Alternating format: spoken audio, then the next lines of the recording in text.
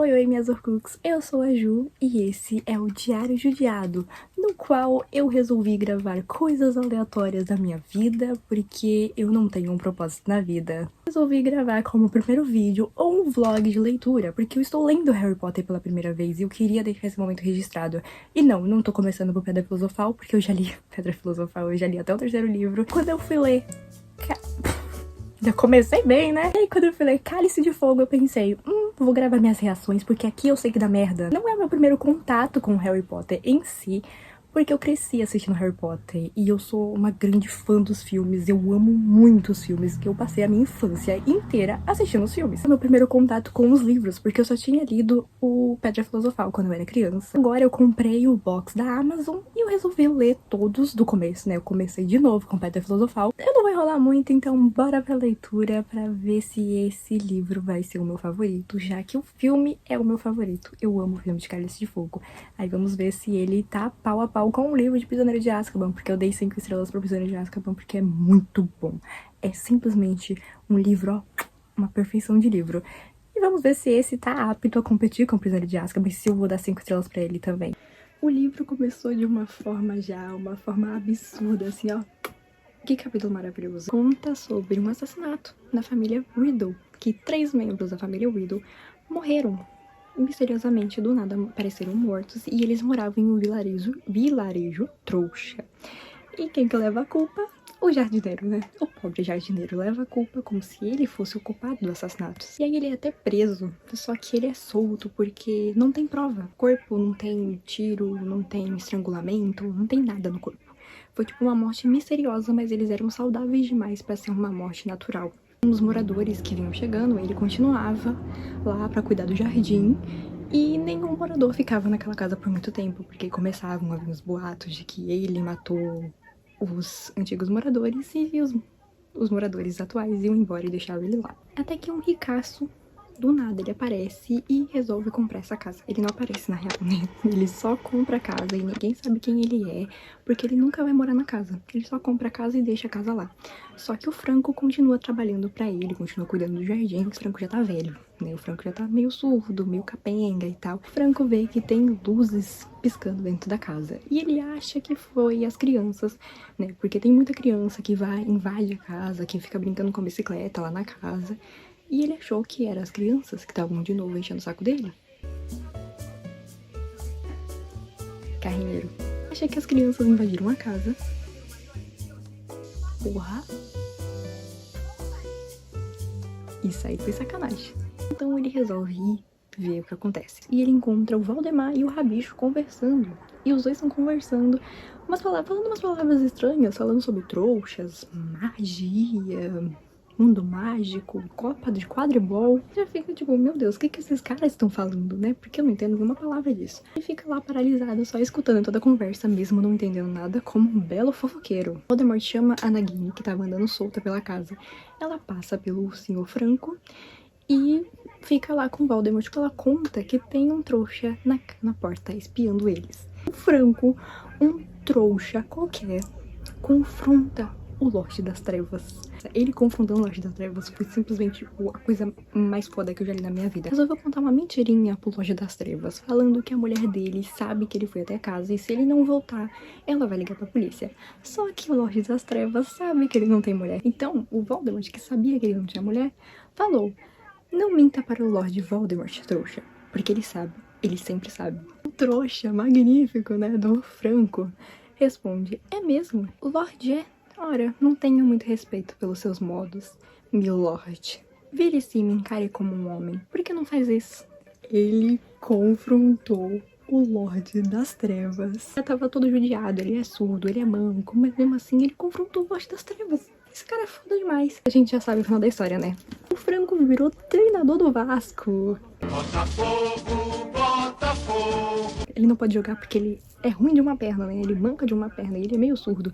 Então ele vira treinador do Vasco. Com o Franco sendo nosso treinador do Vasco, eu acho que até terminar a saga a gente consegue montar o time inteiro do Vasco. E não é tão difícil, né? Porque... convenhamos, vai muita gente de arrasta pra cima. Harry acorda, né, desse pesadelo, sente a cicatriz doer.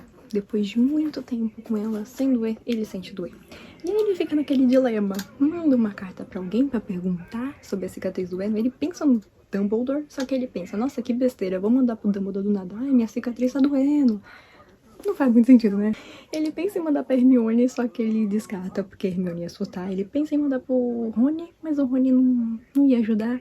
E aí, por último, o garoto pensa por último no seu padrinho, o Sirius Black, né? Ele pensa por último, cara, primeiro eu pensaria no Sirius logo de primeira, porque, né, ele é um bruxo já velho, já sabe bem sobre o mundo mágico, então ele teria essa resposta, mas não. O Harry burrinho pensou por último. Harry descobre que vai ter uma Copa de quadribol, né, por uma carta dos Weasleys, que eles vão assistir essa Copa de quadribol.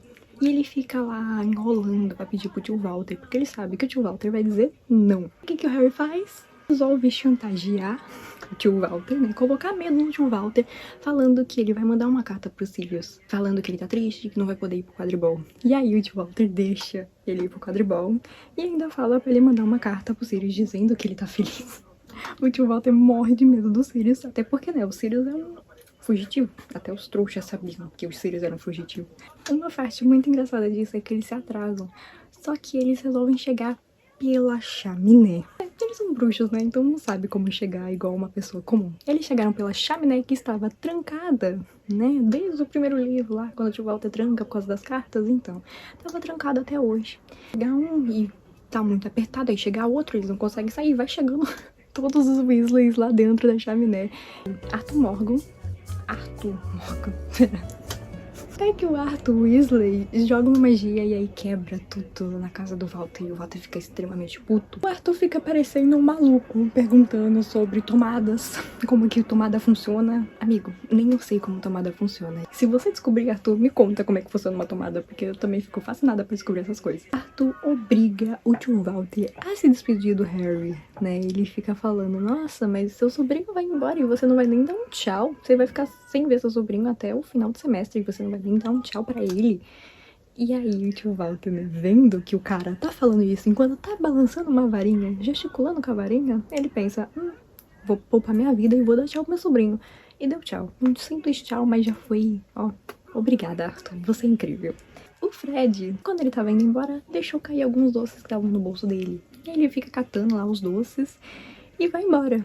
Só que o Duda pegou um doce, o Duda tava de regime. E aí ele pega o doce, ele come o doce e a língua dele, tipo, cresce. Fica enorme a língua dele. E aí o tio Walter fica desesperado, a tia Petúnia fica desesperado e o Arthur tenta ajudar e o Walter fica atacando coisa em cima do Arthur. Cara, essa cena é incrível. Eu daria pra ver essa cena no filme. Apesar de que eu sei que ela não é importante pra narrativa. Mas eu daria muito pra ver essa cena no filme, porque ia ser muito engraçada. Uma coisa que eu notei que tem nesse livro e não tem no filme é a aparição de dois Weasley e Carlinhos Weasley. Cadê esses dois nesse livro? Cadê o Carlinhos na história do Harry Potter? Foi totalmente esquecido, ele não aparece de jeito nenhum. É muito triste, porque o Carlinhos é bem da hora, ele, tipo, cuida de dragões, cara. Por que esse cara não tá nos filmes? O Gui e o Carlinhos, e o Gui super estiloso, com brinco, com umas roupas maneiras, um cabelo grande, nossa. Quase mudei meu crush literário de Rony pro Gui. Ia ficar na mesma família. Eu ia furar o olho da Fleur? Ia. Mas enfim, não estamos aqui pra falar sobre furar o olho. Estamos no segundo dia de leitura de Cálice de Fogo. E estou com uma blusa de Harry Potter rodadinha no meu cenário. E eu tirei os dois livros de Nerdola que ficava aqui. E coloquei um livro de Nerdola. Eu não li ainda, porque ele é novo. E um livro de gays. Eu li e eu chorei pra caralho. Adam Silveira, por favor, paga minha terapia. Isso é um pedido de ajuda. Eu vim comentar uma parte bem rapidinha mesmo, fazer uma pequena atualização em uma parte que eu tive vontade de chorar e de me jogar na frente de um ônibus. O Cedrico aparece junto com o pai dele, o Amos Diggory, sendo com o Harry lá de boa, e aí ele fala que a vitória do Cedrico em cima do Harry Potter no quadribol, que é uma coisa muito surpresa, né? Porque o Harry joga muito bem quadribol, só perdeu porque ele caiu da vassoura, né? No livro anterior. Ele fala que isso é uma história pra se contar pros netos. Que netos, meu senhor? Que netos? Eu vou continuar lendo antes que eu resolva tomar demaquilante. Isso aqui dói quando você sabe o final.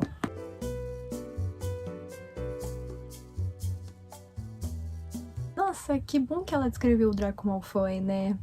Ele nem apareceu no primeiro, nem no segundo, nem no terceiro, né? Ainda bem que ela descreveu, porque eu não tinha ideia como que era o Draco. Ela nunca tinha descrito antes, né? Toda vez que ela descreve um personagem que já apareceu 300 vezes na saga, de novo, eu tenho vontade de arremessar esse livro pela janela. E eu só não faço isso porque eu acho essa capa muito bonita. Eu vou voltar a ler antes que eu resolva tomar cloro pra poder me acalmar.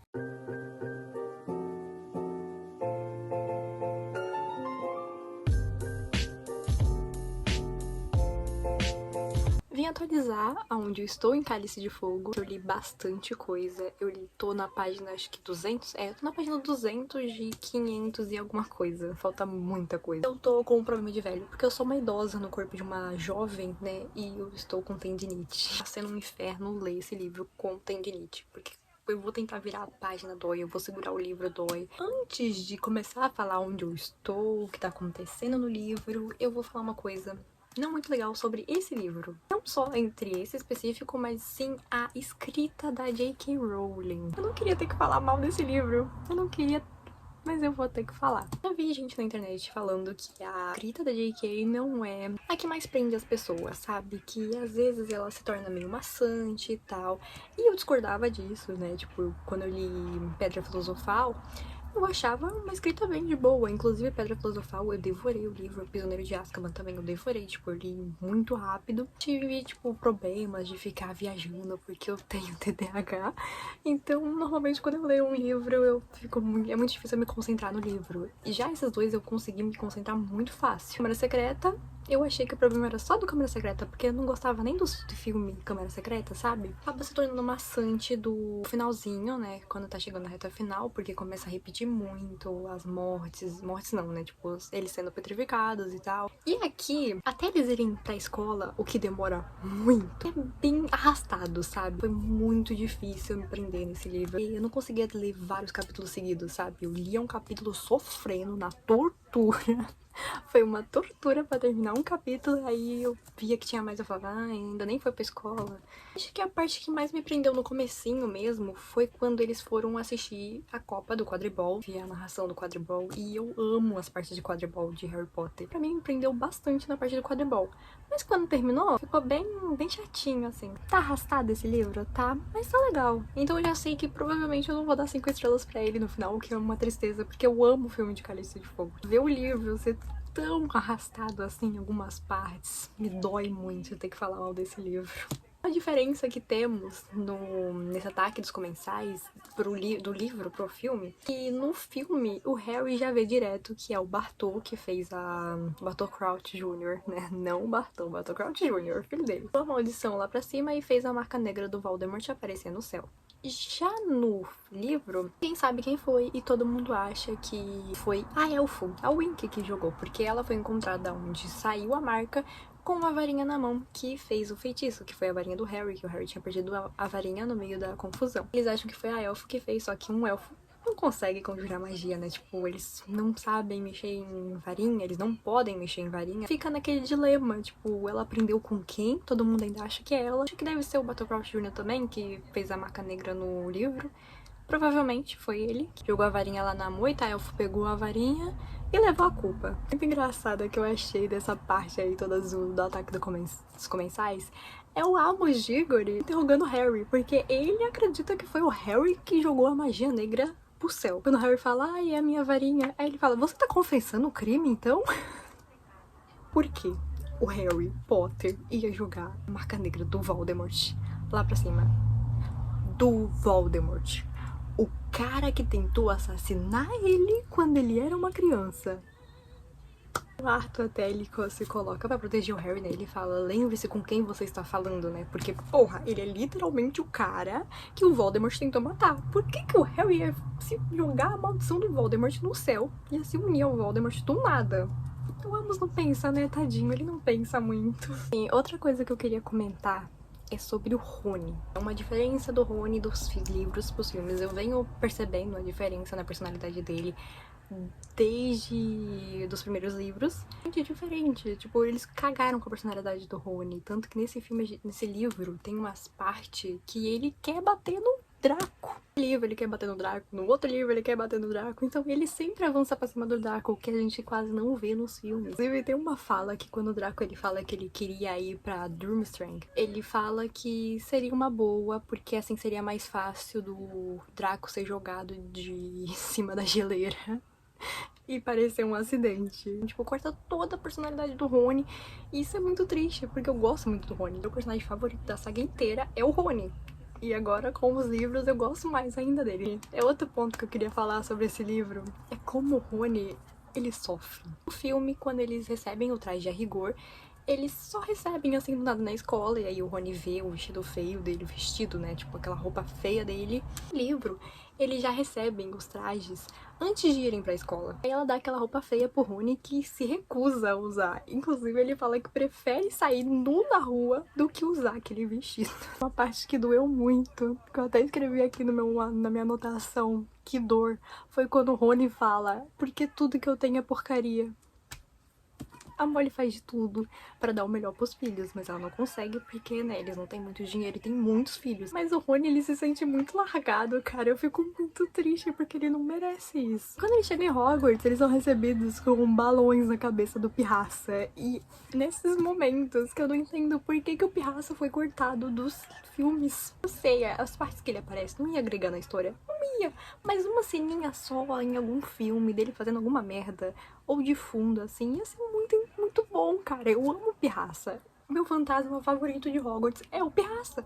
Justamente porque ele é idiota. Que ele faz muita merda a escola inteira. Tipo, eu amo o Pirraça e... espero que na série tenha o Pirraça, porque, cara, o Pirraça é incrível. O Alastor apareceu, né, com a sua icônica frase, vigilância constante. Ele transformou o Draco em Doninha. Que essa cena é muito boa. Eu amo essa cena no filme, eu amo essa cena no livro também, dele transformando o Draco em Doninha, porque o Draco quis atacar o Harry pelas costas. Ele fala que não se deve atacar um cara pelas costas. O ponto que eu queria falar sobre personagens diferentes é que no filme a gente até consegue gostar um pouquinho do Draco, sabe? Porque ele é filho da puta? Ele é. Mas ele não é tão filho da puta quanto ele é no livro. Cara, ele tava falando mal da Molly. E o Rony ficou muito puto com isso. O Rony quis bater nele por causa disso. Só que o Harry e a Hermione não deixaram. Quando eu era criança, eu odiava o Draco. Eu estive presente no TikTok em 2020. Consequentemente, eu estive presente no fandom de Harry Potter no TikTok. E no fandom, né, do Draco. Draco Tok. Eu acho que era isso o nome. Draco Tok, que era muito disso do Draco. E todo mundo falando do Draco. E eu acabei entrando nisso, né, nessa profundeza, e sim, eu comecei a criar uma empatia pelo Draco. Ele é uma pessoa que não teve muita escolha, sabe? E aí eu comecei a criar um apreço por ele, e eu fui ler os livros, né, já pensando, tipo, eu tenho uma empatiazinha pelo Draco, então eu vou suportar as merdas que ele falar. Só que agora eu não engulo mais. Eu preciso voltar pro Draco Toque, né, eu preciso voltar a ver Verdite do Draco pra poder gostar dele de novo, porque agora eu odeio esse menino. Todo o ódio que eu tinha quando era criança voltou. Não consigo mais gostar do Draco, porque ele é um merda. Espero que em Enigma do Príncipe ele tenha uma boa redenção, porque, meu filho, se você não tiver uma boa redenção em Enigma do Príncipe, eu vou sair daqui odiando você mais do que eu odiava quando eu era criança. Tivemos a tão famosa aula que ele usa os feitiços proibidos, que eu fico muito triste toda vez que eu vejo essa aula. No livro, eu percebi uma coisa, que nos filmes eu não dava muita importância. Eu sempre fico muito triste pelo Neville, porque ele fala sobre a maldição Cruciatus, ele vê a maldição Cruciatus na sua frente, e todo mundo sabe que os pais do Neville sofreram a maldição Cruciatus. E toda vez que eu vejo o filme e eu vejo o Neville lá, tipo, olhando aterrorizado pra aquilo, eu fico muito triste, eu tenho vontade de chorar. Mas outra pessoa que tem problema com maldições imperdoáveis, né, que tem um trauma fudido, que é o Harry. Eu esqueci do Harry com a Avada Kedavra. Eu nunca dei importância pro Harry nessa cena. Só que agora, depois que eu li... Porque, tipo, no filme eles não dão muita importância, assim. Quando ele vê, tipo, a aranha morrendo na frente dele pelo Avada Kedavra, ele vê exatamente o que os pais dele sofreu antes de morrer. E, cara, doeu muito, tá? Ler o Harry pensando nos pais dele, lembrando de tudo. Agora ele sabe o que aconteceu com os pais dele. Ele até pensa, será que meus pais morreram, assim, sem marcas, igual essa aranha? Tive vontade de parar de ler e tomar cloro. O Moody também, maluco da cabeça, que é uma coisa que a gente não tem nos filmes. Aula do Moody dando império nos seus alunos. Fazer eles meio que criar resistência o feitiço e aprenderem a controlar, tipo, aprenderem a não cair na maldição do Império. Inclusive o Harry, foda pra caralho, o Harry já consegue logo quase controlar na primeira vez que ele toma Impérios, porque ele fica tipo, pra que eu vou pular? Ele tá mandando eu pular, mas pra que eu vou pular? É uma coisa tão idiota. E ele quase consegue superar, e aí o Alastor fica, tipo, muito empolgado, falando, é isso que vocês têm que fazer, vocês têm que ter essa resistência do Harry. E aí ele faz o Harry repetir várias vezes até o Harry conseguir controlar o Império. Devia estar no filme Harry aprendendo a controlar o Império, isso aqui é muito útil pra história. Coisa muito importante que eu queria muito ver no filme, mas foi cortado também, foi a rebelião da Hermione com os elfos, que ela tá fazendo uma organização pra reivindicar os direitos dos elfos. Cara, por que isso não tá nos filmes? Isso seria tão bom de ver, tipo, a Hermione querendo reivindicar os direitos dos elfos e, tipo, nesse livro ela tá tentando e tá todo mundo falando isso é loucura, porque os elfos gostam da vida que eles têm, eles gostam de ser escravizados, praticamente, que eles só gostam porque eles não têm outra escolha. É literalmente a vida deles, eles nascem já sabendo que eles vão ter que seguir isso. Muito foda isso da Hermione querer ir atrás dos direitos dos elfos. Isso é muito foda, cara. Por que não colocaram nos filmes? Que é a Fale, né? É F-A-L-E. Eu não lembro qual que é o significado, mas eu sei que é F-A-L-E, porque o Rony ficou fazendo piada com isso toda hora. Ele ficou falando, tipo, nossa, mas por que o nome é Fale? Corrigindo ele, falando, não é Fale, é F-A-L-E. Eu não lembro qual que é o significado, mas eu sei a sigla só por causa dessas cenas. O último capítulo que eu li foi o Cálice de Fogo, que é quando eles colocam seu nomezinho lá dentro do cálice. O cálice sorteia um dos alunos de cada escola para participar do torneio. Cada um foi escolhido. Teve o Victor Krum escolhido para representar a Durmstrang. Não vou saber como é que fala, mas a Fleur foi escolhida para representar a escola lá das mulheres que vestem azul. Inclusive, tem meninos nessa escola. Eu fiquei chocada, porque eu não sabia dessa informação. No filme, é uma escola só de meninas, né? Tipo, é representada como uma escola só de meninas. E a Durmstrang é representada como uma escola só de meninos. Eu não sei se na Durmstrang tem meninas também, tipo, não foi falado. Mas na escola da Fleur foi falado que tem meninos também na escola, eu fiquei chocada. O Cedrico foi escolhido pra representar Hogwarts. O Rony tava puto, ele não queria que o Cedrico fosse representar Hogwarts. E até a Hermione fala pra ele, tipo, ele seria uma boa representação. Aí ele fala, você tá falando isso só porque ele é bonito. Ele morrendo de ciúmes da Hermione, só que não dando indício, né? Tipo, nesse aqui eu já tava com ciúmes da Hermione. Meu Hermione já existia nessa época. Que ela até fala, tipo, eu não gosto de pessoas só porque elas são bonitas. Aí ele responde, Lockhart. Cara, essa cena é incrível, cara. Eu amo esses dois. Tivemos um plot twist. Mais uma pessoa foi escolhida. Quem é essa pessoa? Obviamente Harry Potter, né? Harry Potter tá sempre em todas as merdas. Parei na parte que apareceu o nome dele no cálice. E eu sei que agora eu vou passar pela cena que foi mudada e que todo mundo odeia. Que é a parte em que o Dumbledore, tipo, pergunta pro Harry, você colocou seu nome no cálice? Tipo, muito calmo. E particularmente prefiro o jeito do filme. Tipo, eu sei, não é muita cara do Dumbledore ele já chegar, tipo, com raiva, perguntando se o Harry colocou o nome no cálice. Mas eu gosto mais do jeito que aconteceu. Tipo, ele muito puto, do nada chega lá segurando os vestidos dele assim. Harry, você colocou seu nome no cálice? Eu prefiro 1000 vezes essa cena do que no filme, no livro, ele perguntando muito calmo. Eu li 200 páginas e parece que eu não li nada. Esse é o problema desse livro. Tipo, você tem a sensação que você não tá saindo do lugar em nenhum momento. Mas agora eu sei que vai mudar. As coisas vão melhorar, porque vai começar o torneio Tribruxo. Eu vou entrar na melhor parte do Cálice de Fogo. Acho que começa as provas, que começa a acontecer um monte de merda. Já tô me preparando pra chegar nessa parte, porque é muito triste. Inclusive, a carta que o Harry escreveu, eu não falei sobre isso.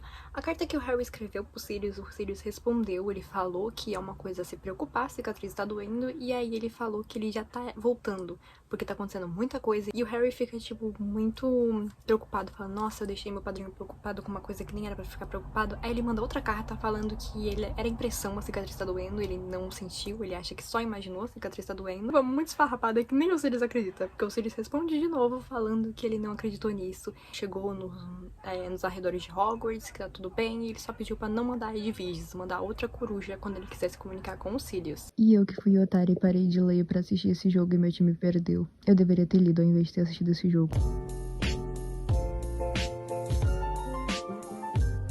tava lendo aqui e eu tive que parar pra falar de uma parte. A primeira tarefa, ele descobre que vai ser sobre dragões e aí ele vai contar pro Cedrico.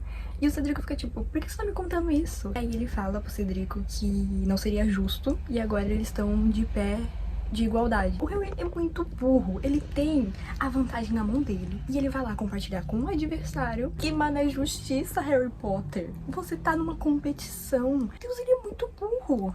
Acho que é por isso que eu sou da Sonserina.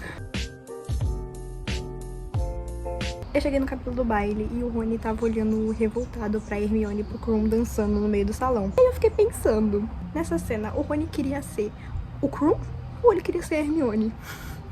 Quem que ele tava com mais ciúmes? Porque ele passou o livro inteiro falando do Krum, falando que queria um autógrafo, falando que queria saber onde que ele ia dormir. E agora ele viu o Krum e a Hermione no baile. E eu não sei se ele tá com ciúmes mais da Hermione ou se tá com ciúmes do Krum. Não aguento mais a Rita Skeeter, pelo amor de Deus. Eu só queria ver as tarefas do torneio. Eu tava lendo a segunda tarefa do torneio Tribruxo e eu fiquei pensando que eu super entraria no torneio Tribruxo. Eu fiquei entrando nesse ponto de como eu me sairia dentro do torneio Tribruxo, porque eu tenho um probleminha chamado TDAH, né? Então qualquer coisa que me chama atenção assim, eu fico devaneando muito sobre essas coisas. Devaneando muito sobre o torneio Tribruxo. Eu tenho problemas, me deixa falar sobre isso. Pensando se eu me sairia bem nas provas do torneio Tribruxo. E eu fiz uma análisezinha assim. Eu acho que eu ganharia o torneio. Não. Primeira tarefa, eu acho que eu me sairia mais ou menos bem. Tipo, eu obviamente ia ser queimada por dragões? Ia. Eu ia tomar talvez um arranhão do dragão? Ia. Mas cicatriz é da hora, pensa bem. Acho que eu passaria assim dos dragões, porque não é algo tão difícil. Tipo, depende do dragão que você pegar. A segunda tarefa, aí já temos um problema. A segunda tarefa, quando eu descobrisse que ia ter que entrar dentro de um mar, ir atrás de sereia, eu ia falar assim, ó, tchau, não quero mais. É água. Eu tenho pavor de água na praia. Eu não vou nem em praia. Eu moro em cidade praiana e eu não vou em praia. Porque eu tenho pavor de água. Tenho medo do que eu possa encontrar dentro do mar.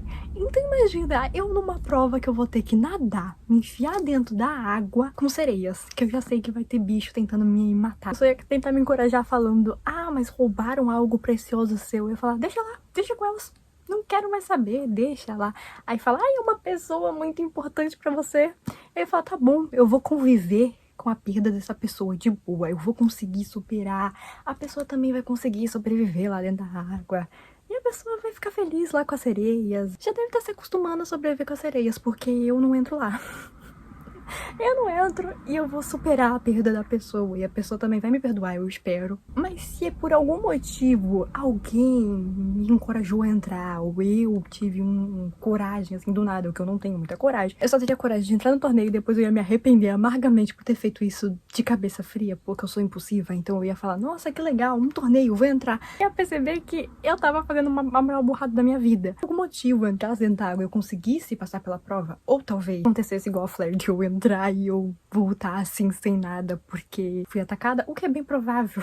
E não porque eu ia ser, tipo, totalmente atacada pelos bichos e eu não teria escolha, eu teria que voltar. Não, porque eu iria tomar um encontrãozinho dos diabretes e eu ia falar, não quero mais, tchau. E eu vou voltar correndo falando, meu Deus, eu tô passando mal, eu tô morrendo. Eu não estaria com nada. Eu ia ter que enfrentar o labirinto, né, que é a terceira tarefa, o labirinto, a terceira e última tarefa.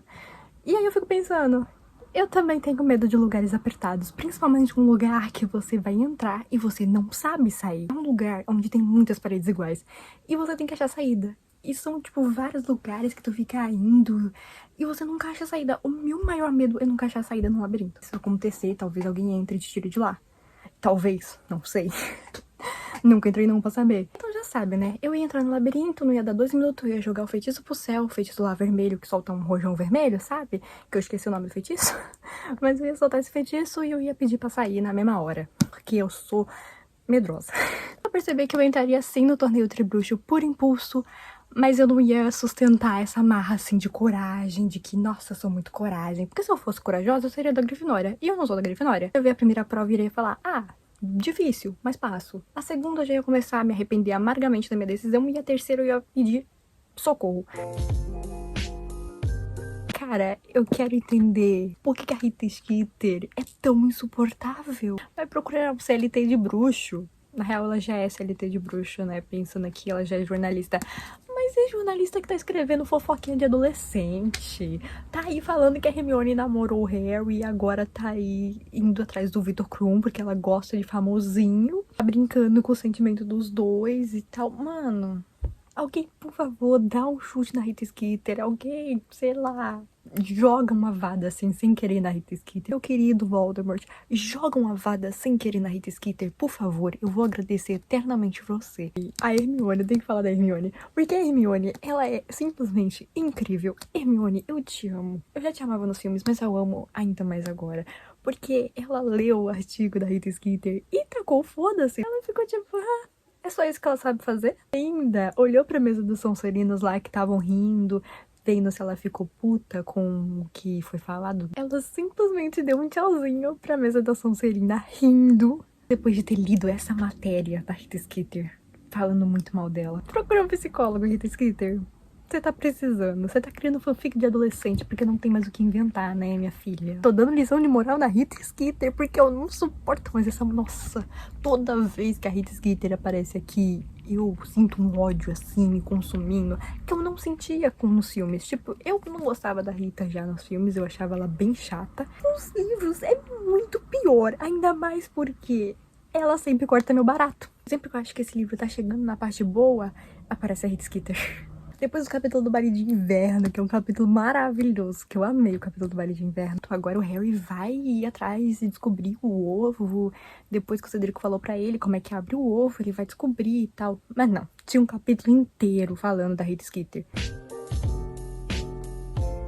O Snape falou pro Harry que ele tinha Veritaserum, né, que é a poção da verdade. Usar no Harry, ele falou, ameaçou. Ele ameaçou um aluno dentro da sala dele, inclusive, isso aí é meio problemático. E aí o Harry começou a pensar na merda que isso poderia acontecer, porque ele é um garoto que esconde muitos segredos. O Potter começou a listar as merdas que ele fez e que ele poderia encrencar outras pessoas que tentaram ajudar ele. Como a Hermione, que roubou a aramboia, acho que é assim que se fala, que é o ingrediente pra poção polissuco lá no segundo ano. Como o Dobby, que roubou um Gelricho pra ele usar na segunda tarefa desse ano. O padrinho dele, que ele tá escondendo do ministério, que foi ele que salvou e ele sabe como encontrar os Sirius. Principalmente, a sua paixão secreta por Shang, a sua paixão secreta pela Cho. Você acha que alguém vai dar importância pra você cobiçar uma mulher casada quando você tá escondendo um criminoso? Que, segundo o Ministério, o Sirius é criminoso. Pra você ser importante todo mundo descobrir que você gosta da Cho. Meu amigo, eu tenho que te contar uma coisa. Não é importante comparado a você esconder o seu padrinho criminoso. Sirius, eu te amo. Eu ia fazer um coração, mas eu não consigo. Eu não tenho mão livre pra fazer um coração. Não consigo.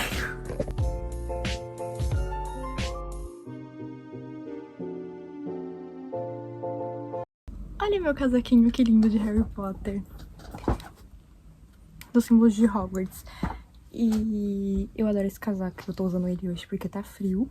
Nem parece que eu tava em surto há 2 minutos atrás. Mas eu tive que parar de ler pra falar de uma coisa que não acontece nos filmes. O Krum atacar o Cedrico, tipo, ele tenta atacar o Cedrico nos filmes, mas não rola nada muito grave. No livro, ele simplesmente lança um Crucio no Cedrico. Cara, eu não esperava. Eu fiquei completo em choque quando eu vi o Krum falando Crucio pro Cedrico e o Cedrico se contorcendo no chão lá. Doeu tanto ver ele tomando Crucio. Porque, cara, eu gosto muito do Cedrico. Eu acho que eu sou, tipo, a única fã dele nesse mundo. Quando eu era criança e quando eu assisti o Cálice de Fogo, eu era muito fã de Crepúsculo antigamente, quando eu era criança. Hoje em dia, eu não lembro de nada. E eu amava o Edward.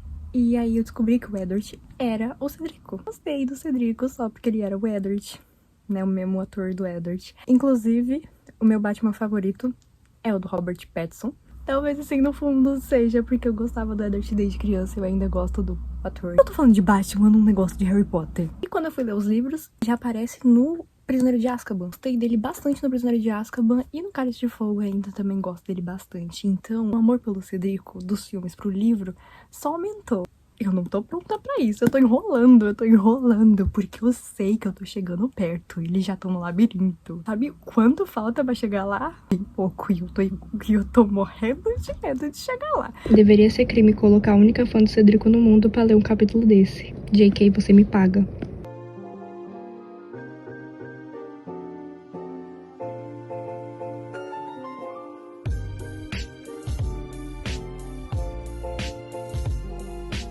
Eu peguei meu sapinho pra poder chorar em paz agarrada no sapinho, mas eu não chorei direito, porque a cena foi muito rápida. A morte de Cedrico foi, tipo, só a Avada. Assim, foi exatamente igual é no filme. Só é a Avada que dava, pronto, morreu. Eu não consigo ficar triste mais, porque o Harry não cala a boca. Cena tensa, o Voldemort tá voltando, aí o Rabicho joga o corpinho do Voldemort dentro do caldeirão, que o Harry pensa, tomara que tenha se afogado. Eu não sei se eu tenho algum problema, mas eu ler, tomara que tenha se afogado. Mas eu parar de a tensão toda quebrar dentro de mim, eu comecei a rir, eu chorei de rir, e ele repetiu isso umas 3 vezes. Ainda bem, me alegrou, eu não precisei tomar cloro, porque eu tava quase chorando. E lembrar da morte do Cedrico, eu já tô querendo chorar. E eu não chorei na parte da morte, mas eu tô ficando triste porque eu lembrei que ele morreu. Eba! E ela, a trouxa, chorando só porque o Cedrico falou pro Harry levar o corpo dele pros pais. Eu sou muito trouxa. Olha onde eu estou. No cenário que não é bem um cenário, porque ele é todo bagunçado. Mas é o meu cenário. E essa é a minha camisa da Sonserina. Estou com outra camisa da Sonserina, obviamente, né? Vou mostrar ela. Tá até escrito Slytherin. Sonserina em inglês. Dizer que eu terminei Cálice de Fogo. Oh, glória! Vai chover 50 dias agora que eu terminei. No final, eu percebi uma grande diferença. É que no filme, o Harry, quando ele é levado pra sala do Moody, começa a perguntar sobre o que aconteceu, o Harry vai contando e aí ele solta a frase: quem mais estava no cemitério? Porque o Harry fala: eu não mencionei cemitério. O Harry descobre tudo e eu acho essa cena muito foda. Por mais que ele tivesse passado por um evento super traumático, ele ainda tava prestando atenção no que tava acontecendo e descobriu que o Moody tava envolvido em alguma treta. O Moody, entre aspas, muito entre aspas. No livro, não acontece. Simplesmente, tá os dois dentro da sala, o Moody vai lá e fala que foi ele que colocou o nome do Harry no cálice e começa a falar que foi ele que fez tudo desde o começo. Eu achei isso muito paia, tenho que admitir. Eu achei que realmente era no livro desse jeito. O Harry não descobre, e aí eu fiquei um pouquinho decepcionada. Mas não foi isso que me decepcionou mais ainda com esse livro. A morte do Cedrico. Eu não chorei, eu fiquei falando o tempo inteiro, ai, vou chorar quando chegar, e não chorei. Diferente do filme, porque eu choro até na hora que ele leva uma lavada, eu já tô chorando. Chorei, eu fiquei um pouquinho, assim, marejada, sabe? A parte, assim, que eu chorei mesmo, ele falou pro Harry levar o corpo dele pros pais dele. Aí eu chorei, eu choro isso também no filme. A morte do Cedrico, pra mim, ela é muito impactante, não só porque eu gostava do personagem, mas eu acho que impacta todo mundo. Quando o Amos Diggory vê o corpo de seu filho. Aquele momento, o que é uma cena meio engraçadinha, né? Eu sempre que tô assistindo Cálice de Fogo, eu dou muita risada que quando eles voltam, tá tipo todo mundo comemorando, tá mó solzinho lá e tem um corpo no chão. Eu acho isso muito engraçado, mas ao mesmo tempo eu já tô chorando porque eu já tô lembrando de como é a reação do Amos Diggory. É uma reação que dói, né? Você vê ele falando, é o meu menino, nossa... vontade de chorar só de falar. Que é isso que dá um impacto enorme pra morte de Cedrico naquele momento. Eu tenho que dizer que não existe no livro. Decepção que foi, enquanto tava lendo lá e eu vendo, tipo, o Dumbledore falando que o Amos ia ver o corpo do filho, e aí o Cornélio falando, ai, será que a gente não devia contar antes? E aí, do nada, o Harry é levado com o Moody. E não tem a cena do pai dele vendo o corpo do filho morto. Eu tava esperando que fosse maior, porque um livro a gente tem mais tempo pra descrever sobre as emoções. O filme tem tempo contado, o livro não tem. O livro não tinha tempo contado, ela podia fazer quantas páginas ela quiser. E ela podia ter descrito melhor, para causar mais impacto, assim, na cena de morte dele. Tudo bem, na cena de morte não daria muito tempo. A intenção de quando ele morreu foi já começar a fazer o ritual para trazer o Voldemort de volta. E, tipo, você não tem tempo de digerir aquela morte naquele momento. Pois poderia ter, sim, aquela cena que foi criada para o filme. Ia causar um impacto muito maior. Eu sinto que aqui o Cedrico não teve impacto. A morte dele não teve impacto nenhum. Se eu tivesse lido esse livro antes de assistir o filme, não teria o mesmo impacto que tem, porque o meu impacto de sentir a morte do Cedrico aqui foi só porque eu já tinha visto o filme, lembrava do pai dele vendo, e pra não dizer que não temos o pai dele comentando sobre, uma cena que o Harry, os pais do Cedrico, né, a mãe e o pai, encontram o Harry na escola e aí eles falam que foi corajoso o Harry trazer o corpo de volta do Cedrico, eles agradecem. Foi a única cena, a única. Não tem impacto nenhum. JK vai tomar no seu. Fiquei extremamente decepcionada com isso. E eu mandei 3 áudios pra minha amiga de 3 minutos, praticamente, falando o quão decepcionada eu estava. Minha amiga que nem de Harry Potter gosta. Vou superar essa decepção, porque eu botei muita expectativa, né? É só de ver esse vlog aqui, os momentos que eu tava tipo, meu Deus, eu não quero chegar nessa parte, eu não quero. Quando eu cheguei até eu fiquei tipo, meu Deus, eu cheguei. E não foi nada. Não foi o que eu esperava. Temos a confirmação que a Rita é um animago que eu não sabia. É um besouro. O animal que ela se transforma é um besouro. Mulher, você é um animago. Você pode se transformar em qualquer animal no mundo. Você vai se transformar na porra de um besouro. Ela é chata até em animal. Eu achei foda, né, que eu tenho que parar pra dizer, pra exaltar essas partes aqui. Se você for pegar toda cena que tem alguma matéria que a Rita, tipo, jogou assim, que ninguém sabia que ela tava ali naquele momento, tipo, não tinha como ela tá ali e do nada ela soube disso, tinha um besouro na cena. Sempre é descrito um besouro na cena. Hagrid fala que ele é um meio gigante, tinha um besouro na cena. Quando a Hermione tá falando com o Krum lá, depois que eles saíram do lago na segunda prova, tinha um besouro no cabelo da Hermione. Então todas essas cenas sempre tinha um besouro ali. E eu achei isso foda, depois que você descobre que ela era um besouro, sabe? Eu achei bem foda. A Hermione é meio psicopata, porque ela guardou a Rita Skeeter besouro dentro de um vidrinho. Chegamos a um ponto que eu tinha falado no começo do vídeo que eu ia colocar cada personagem que morresse em alguma posição do Vasco, né? Eu tô me arrependendo. Eu já tô me arrependendo. Tipo, morreu só 3 pessoas até agora e eu já tô me arrependendo. Porque eu coloco as pessoas assim no calor do momento e depois eu vou percebendo que eu falo, talvez aquela posição não fosse tão legal, mas eu não vou mudar. Se eu falei que fulano vai ser ali, fulano vai ser ali, acabou. As mortes nesse livro, né? Temos 3. Temos a Berta Joe. Ai, não lembro mais como é que pronuncia o nome dela. A personagem, ela já tá morta quando começa o livro e ela nunca foi mencionada no Harry Potter, e nos livros de Harry Potter antes desse momento. Eu acredito que nunca tenha sido mencionada, eu não lembro do nome dela. Não me importa ela, então ela não vai entrar nem pro time, porque ela não é relevante. Vou colocar as pessoas mais relevantes. Então, se tiver algum personagem, assim, bem miserável, não vai ser colocado nesse negócio. Temos 2, tirando ela. Temos o Bartô Crouch e o Cedrico. O Bartô Crouch, por mim, ele nem entrava, porque eu não gosto dele. Eu odeio o Bartô Crouch. Sinceramente, ele é um merda. Ele fez tão mal pra Wink. Ele ainda libertou o filho dele, Comensal, da prisão. Então, se o filho da puta aí matou o Cedrico, foi culpa dele, né? Porque ele libertou o filho dele da prisão. Exaltei um pouco, mas tudo bem. O Bartô, eu vou colocar ele como... Deixa eu pensar aqui numa posição. Eu não vou colocar ele como jogador. Se foda. Eu tô criando jogadores, mas também tem espaço pra comissão técnica, massagista, médico. Sim, eu estou roubando. Ele vai ser massagista do time. Por quê? Porque eu quero.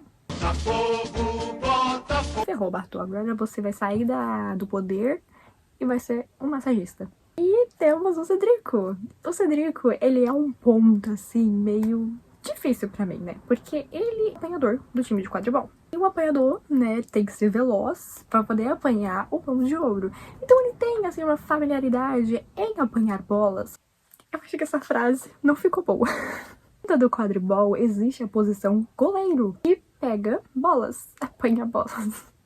A quinta série aqui tá falando mais alto. Como ele é um apanhador e não um goleiro, não faz sentido eu colocar ele como goleiro do time, porque ele não passou no teste pra ser goleiro, ele passou no teste pra ser apanhador. Aonde eu acho que ele se encaixaria bem. O Federico, ele é veloz e eu acho que ele se sairia muito bem como meio-campista. Porque o meio-campista precisa ser veloz, né? Normalmente os meios-campistas são velozes, que tem que, né, pegar a bola assim do meio, levar lá pra frente, ou pega a bola lá de trás assim e vai pra frente. Meio campista trabalha pra caralho. Se você achar discordar de mim, né, se você for uma pessoa que entende futebol ou que não entende mesmo, que só quer brincar também nessa historinha de colocar alguém no time de Vasco, pode comentar onde você acha que o Cedrico se encaixaria melhor, em qual posição. E aqui estamos pra fazer uma grande brincadeira, realmente, porque essa história do Vasco aí que eu inventei é uma pura brincadeira, porque eu fiquei pensando quando as pessoas, né, vão de F, normalmente eles falam que foi jogar no Vasco. E essa piada eu falei, eu vou tentar montar o time do Vasco com todos os personagens que morreram em Harry Potter. E eu me arrependi, tá, galera? Eu me arrependi. É muito bom que eu tava gravando a abertura. E sim, eu tô gravando a abertura depois de gravar o vídeo inteiro, porque eu esqueci da abertura. E eu lembrei que eu não falei 2 pontos muito importantes. Normalmente eu anoto as coisas pra poder falar, que senão eu esqueço.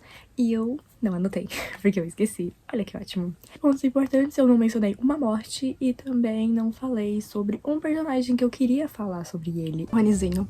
Ele não tava aparecendo.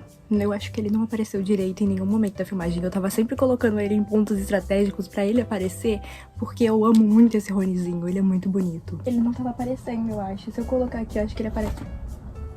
Gente, eu tô quebrando meu cenário. Eu deixei passar uma morte, gente, me perdoa. O Cornélio foi interrogar o Bartol Crouch Jr., um Dementador junto, e pelo Bartol Crouch já tá bem judiado, o Dementador chega lá e dá um beijo no Bartol Crouch, o beijo do Dementador. Eu não lembrava que ele morria. Eu não lembro se no filme chega a comentar que ele morreu ou se simplesmente ninguém sabe o paradeiro dele. Vai que ele não morreu de verdade, né? Não sabemos. Harry Potter é uma grande maré de plot twist, então ele pode não ter morrido.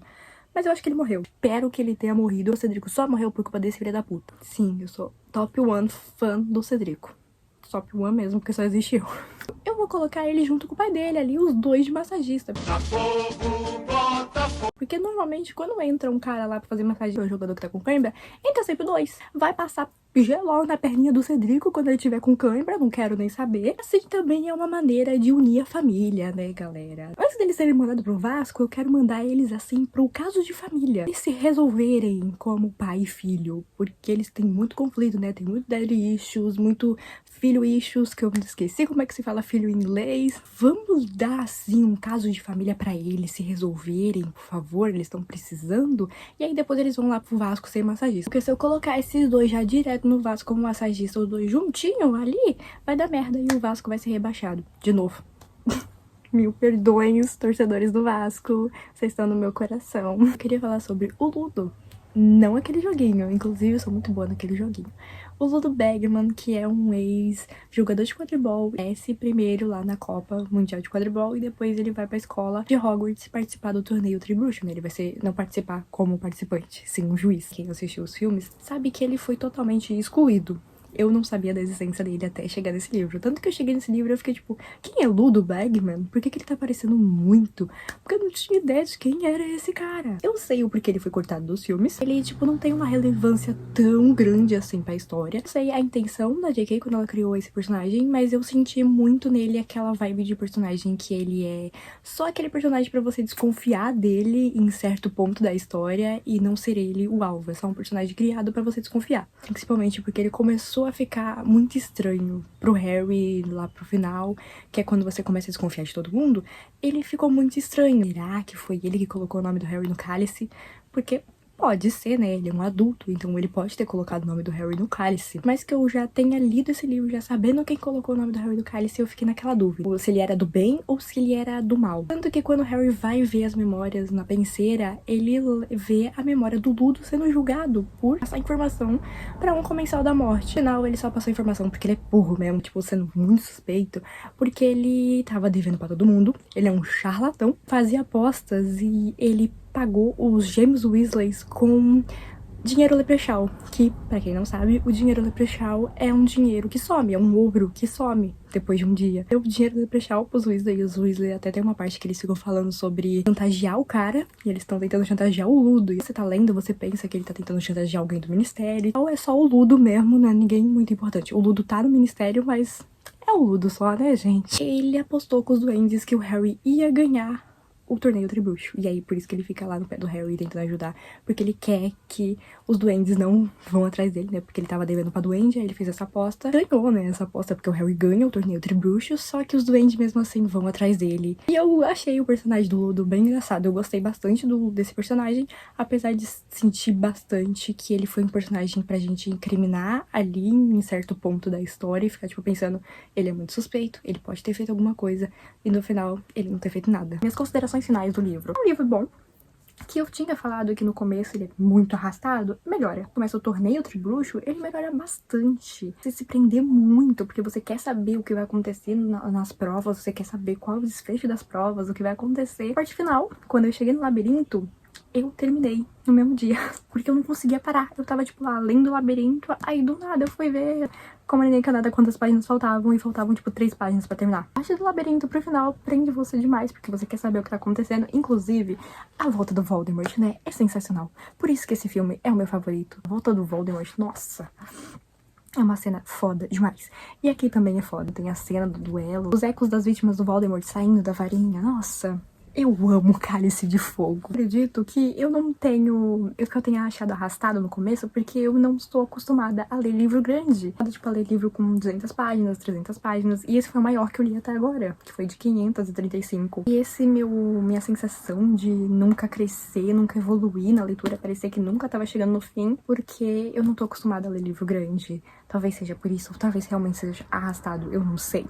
Vale a pena, vale muito a pena, tipo, tudo nesse livro vale muito a pena. Desde que começa a acontecer a ação de verdade, é realmente um livro ótimo, incrível. E eu só não vou dar 5 estrelas pra ele por esses pontos que eu falei, que a morte de Cedrico não teve o impacto que eu imaginava que ia ter, né, que no filme tem muito mais impacto do que no livro. Venhamos, se no filme tem muito mais impacto do que no livro, é porque tem alguma coisa errada, porque o livro você tem mais tempo pra descrever as coisas. Parar de dar shade pra JK antes que ela me dê um processinho nas costas. Eu não tenho dinheiro pra pagar processo, JK, ó, não me processe. Não daria 5 estrelas por causa disso, e também porque eu esperava que o Harry descobrisse que o Alastor não é o Alastor, que ele é o Barty Crouch. Eu não cheguei a comentar, eu acho, né, que o Alastor, ele na real é o Barty Crouch Jr. Uma manipulação Polissuco, que esse é um puta de um plot twist foda, que quando eu vi no filme, cara, eu não acreditei. Né, como eu vi o filme antes de ler o livro, eu já sabia desse plot, então não foi tipo, uau, que surpresa. Mas foi muito foda, é um plot foda. Eu vou dar 4,5. 4,5 tá ótimo, né? É que eu sou uma pessoa muito chata também pra dar estrelas. Tô muito de Cálice de Fogo, eu tenho uma memória afetiva muito grande com Cálice de Fogo, então eu daria 5 estrelas só pela memória, mas não tem como. E eu reclamei tanto, sabe? Tipo, dar 5 estrelas não faz o menor sentido. O livro na vida que eu dei 5 estrelas foi Prisioneiro de Azkaban. E foi porque eu realmente não achei o que criticar. 4,5. Aquele 4,5 indo quase pra 5, que só 2 detalhezinhos assim fizeram perder, tipo um 4,9. Eu vou roubar, não quero nem saber, vou dar um 4,9, que só um pedacinho assim, se fosse um pedacinho diferente, eu daria 5 estrelas. Mas eu gostei muito do livro, um livro que eu releria sim. Daria um pouquinho de preguiça, porque ele é grande? Daria, mas sim, iria reler ele facilmente, porque eu gostei muito de como ele é. Acabou que eu pedi meu vídeo de encerramento, então eu vou ter que encerrar assim, sem nada, só a minha voz mesmo, porque eu tô com preguiça de gravar de novo o encerramento. Esse foi o vídeo, eu espero que vocês tenham gostado. Se vocês gostaram, deixem um like e comentem aí o que vocês acharam. Comentem qualquer bobagem aí que eu vou amar ler. E compartilhem com seus amigos que também gostam de Harry Potter, pra me ver surtando, reclamando. Nossa, eu reclamei muito desse livro. E eu com certeza vou fazer dos outros livros, né, porque tem muita coisa ainda pra acontecer. E Ordem da Fênix é o livro que eu mais tô ansiosa pra ler, que eu finalmente cheguei em Ordem da Fênix, que é o livro que eu mais tava ansiosa pra ler, porque tem muita coisa, são 700 páginas. Caminhão, filha da puta! Me siga nas minhas redes sociais também, me siga lá na rede social da Consoante, que eu falo muita merda. Eu reclamo da minha vida, eu reclamo de luta, eu reclamo de futebol, eu reclamo de livros. Muitas vezes eu tô lá reclamando de livros também. Deu pra perceber que eu reclamo bastante. Mas vale a pena me seguir lá, eu gosto de falar bastante coisa. Eu falo muitas coisas diversas lá na rede social de Consuente. Também me siga na minha rede social de leitores que tem o nome de cachorro. Eu comento lá sobre o que eu tô achando do livro em tempo real, então se você quiser acompanhar o que eu tô achando de Ordem da Fênix em tempo real, me siga lá pra você ver meus comentários reclamando, surtando, chorando e coisas inúteis, porque sabe aquela parte que ninguém dá bola do livro? Então é essa parte que eu vou pegar e eu vou comentar lá naquela rede social. Esse foi o vídeo, eu espero que vocês tenham gostado. E se vocês gostaram também, se inscrevam aí no canal, porque vai ter mais vídeos assim, vai ter vídeos aleatórios. Qualquer tipo de vídeo vai ter nesse canal, porque eu sou uma pessoa meio diversa, eu gosto de gravar tudo. Então esse foi o vídeo, fiquem bem e até o próximo vídeo. E não se esqueça, mal feito, feio.